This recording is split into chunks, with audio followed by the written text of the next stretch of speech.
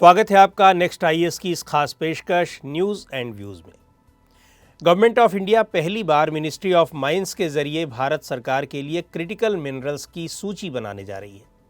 इसका लक्ष्य critical minerals की इंपोर्ट डिपेंडेंसीज को कम करते हुए सप्लाई चेन को मजबूत बनाना और देश के नेट ज़ीरो ऑब्जेक्टिव्स को हासिल करने में सपोर्ट करना है। न्यूज़ एंड व्यूज़ के आज के एपिसोड में इसी टॉपिक पर चर्चा होगी। बताया जा रहा है कि मिनरल रिसोर्सेज की ये list self reliance and security को लेकर भारत की प्रतिबद्धता की दिशा में एक मील का पत्थर साबित होगी। इस लिस्ट के जरिए हाईटेक इलेक्ट्रॉनिक्स, टेलीकम्युनिकेशन, ट्रांसपोर्ट और डिफेंस जैसे सेक्टर्स के लिए ज़रूरी मिनरल्स को आइडेंटिफाई करने और प्रायोरिटी बेसिस पर उनका चयन करने में आसानी होगी। ये लिस्ट माइनिंग सेक्टर में पॉलिसी फॉर्मुलेशन, स्ट्रेटजिक प्लानिंग और इन्वेस्टमेंट डिसीजंस के लिए गाइडिंग फ्रेमवर्क का काम करेगी। और अब जानते हैं कि क्रिटिकल मिनरल्स हैं क्या। मॉडर्न डे टेक्नोलॉजी में क्रिटिकल मिनरल्स एक तरह से बिल्डिंग ब्लॉक्स हैं और सप्लाई चेन में होने वाली गड़बड़ी के कारण रिस्क का सामना कर रहे हैं। इन मिनरल्स का यूज़ आजकल मोबाइल बनाने, कंप्यूटर से लेकर battery, electric vehicles, solar panels और विंड टर्बाइन में खूब हो रहा है। अपनी अपनी ज़रूरतों के हिसाब से दूसरे देशों ने भी मिनरल्स की अपनी अपनी लिस्ट बनाई हुई है। हालांकि उनमें से ज़्यादातर लिस्ट में ग्रेफाइट, लिथियम और कोबाल्ट जैसे मिनरल्स ही शामिल किए गए हैं, जो इलेक्ट्रिक व्हीकल बैटरीज बनाने के काम आते हैं।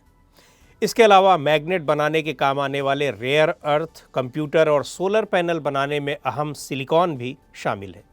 इसके अलावा एरोस्पेस, कम्युनिकेशंस और डिफेंस इंडस्ट्रीज भी fighter jets, drones, radio sets और दूसरे ज़रूरी इक्विपमेंट बनाने के लिए ऐसे मिनरल्स पर निर्भर रहती हैं। दुनिया के तमाम देश जब अपना रुख क्लीन एनर्जी और डिजिटल इकॉनमी की ओर कर रहे हैं, ऐसे में इन बदलावों के लिए ये मिनरल्स बहुत ज़रूरी हैं। अहम बदलाव लाने वाले किसी देश के लिए ये ठीक नहीं होता कि वो क्रिटिकल मिनरल्स के लिए किसी दूसरे पर निर्भर रहें। दूसरों पर डिपेंडेंसी न सिर्फ उस देश की इकोनॉमी बल्कि स्ट्रेटजिक ऑटोनॉमी को भी गंभीर रूप से प्रभावित कर सकती है। लेकिन रेयर अवेलेबिलिटी, ग्रोइंग डिमांड और कॉम्प्लेक्स प्रोसेसिंग वैल्यू चेन के कारण सप्लाई रिस्क बना रहता है और कई बार पॉलिटिकल अनस्टेबिलिटी या हॉस्टाइल रेजीम्स के चलते भी ये रिस्क पैदा हो जाता है। जैसे जैसे दुनिया में क्लीन एनर्जी इकोनॉमी की ओर बदलाव हो रहे हैं, वैसे वैसे इन क्रिटिकल मिनरल्स की डिमांड्स बढ़ती जा रही है। माना जा रहा है कि आने वाले कुछ दशकों में ये डिमांड्स 400 से लेकर 600% की आसमान छूती दर से बढ़ेंगी। इतना ही नहीं, इलेक्ट्रिक व्हीकल्स की बैटरी में इस्तेमाल होने वाला लिथियम और ग्रेफाइट की डिमांड तो और भी ज़्यादा बढ़ेगी। दुनिया के अलग अलग देशों की अपनी अपनी प्रायोरिटीज़ के आधार पर अपनी अपनी लिस्ट है। जैसे अमेरिका ने अपनी इकोनॉमिक डेवलपमेंट या नेशनल सिक्योरिटी के लिए 50 मिनरल्स को क्रिटिकल घोषित किया हुआ है। इसी तरह यूके ने 18 तो कनाडा ने 31 मिनरल्स की लिस्ट बनाई है। भारत ने हाल ही में अमेरिका की लीडरशिप में चल रहे coveted critical minerals club mineral security partnership यानी MSP को ज्वाइन किया है। इस क्लब का एक काम क्रिटिकल मिनरल सप्लाई चेन में पब्लिक और प्राइवेट इन्वेस्टमेंट के लिए कैटलिस्ट का रोल प्ले करना है। इसके अलावा भारत गुड माइनिंग गवर्नेंस को सपोर्ट करने वाले inter governmental forum on mining, minerals, metals and sustainable development का भी मेंबर है। इस समय भारत पब्लिक और प्राइवेट ट्रांसपोर्ट में इलेक्ट्रॉनिक मोबिलिटी पर बहुत जोर दे रहा है। ऐसे में भारत का इस क्लब से जुड़ना मोबिलिटी की दिशा में भारत के टारगेट्स को पाने में महत्वपूर्ण भूमिका निभाएगा। क्रिटिकल मिनरल्स की सप्लाई चेन की सिक्योरिटी भारत को indigenous electronics and semiconductor manufacturing की ओर ले जाएगी।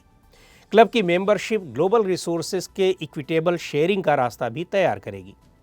हालांकि देखा जाए तो अभी तक ये क्लब एलीट देशों का ही एक क्लब बना हुआ है, क्योंकि क्रिटिकल मिनरल्स से भरपूर होने के बावजूद इंडोनेशिया, वियतनाम, कांगो जैसे देशों को अमेरिका द्वारा बनाए गए इस क्लब में जगह नहीं मिली है।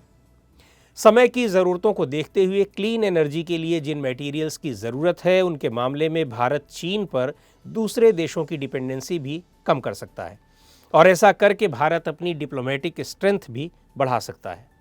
सबसे अंत में इस क्लब की मेंबरशिप के जरिए भारत दूसरे बाईलैटरल, प्लूरीलैटरल और मल्टीलैटरल एग्रीमेंट्स का रास्ता भी तैयार कर सकेगा, खासकर दूसरे मेंबर कंट्रीज़ के साथ क्रिटिकल मिनरल्स गवर्नेंस, उनके स्ट्रेटजिक इंपॉर्टेंस के मामलों में।